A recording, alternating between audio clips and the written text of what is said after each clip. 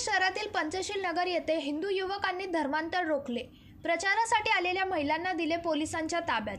दोडामार्ग शहरात पंचशील नगर येथे गोवा येथील काही महिला बायबल पुस्तके आणून काही महिलांना ख्रिस्ती धर्मांतरांचा स्वीकार करा असे प्रबोधन करत होत्या।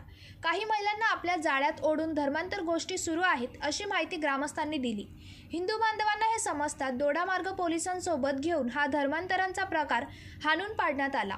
सर्व महिलांना पोलिसांच्या ताब्यात देण्यात आले। पंचशील नगरमध्ये सर्व हिंदू घरे आहेत असे असताना हा धर्मांतरांचा प्रकार उघडपणे सुरू होता। याबाबत आश्चर्य व्यक्त करण्यात येत आहे।